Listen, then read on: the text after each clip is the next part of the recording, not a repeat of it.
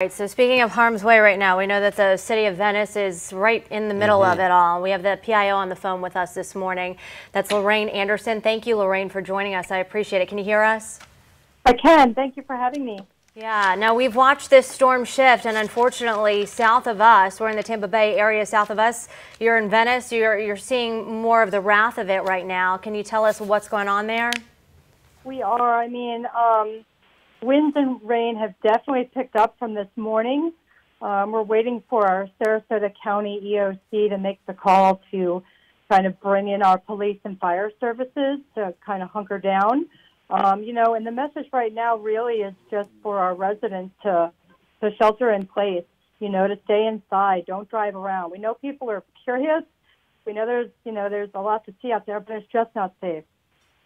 All right, and Lorraine, we know that you've been in touch, of course, as someone who is helping to run the city there. You've been in touch with police and firefighters. What are those conversations like at this hour? Because we know they, along with you, are doing your best to make sure we rectify this situation as quickly as possible. Yeah, I mean, a lot of it is preparing. I mean, not just for right now for the storm, but afterward, because we know that we're going to have to go in after the storm and the wind subsides and assess and do any kind of cleanup that needs to happen. So we're not just looking at the next few hours, but we're looking at the next 10 hours, the next several days.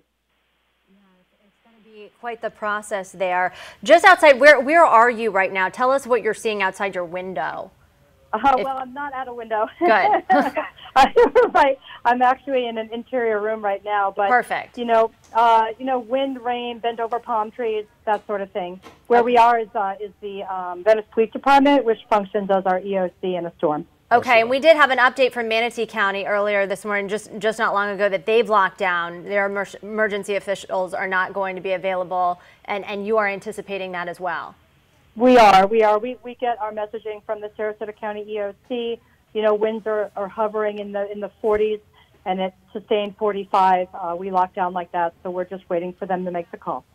No doubt. Lorraine Anderson there, heeding the warnings of our weather team, because, of course, hurricanes not the only threat this time of year. You also have to deal with tornadoes, so you want to get to the innermost part of your home should you have to take cover. Yeah, glad that you're safe there. And what are you telling residents there, too, those who are listening from afar, who have hunkered down? I just want to reiterate the message this morning. Don't get out and about. Like you said, don't be by a window. Don't check out your backyard right now. Not the time to do that. Right, your interior room is really your best bet. Even covering yourself if you hear winds escalating with what you can. So yeah, it's really best to kind of keep that curiosity at bay and just make sure that you're safe.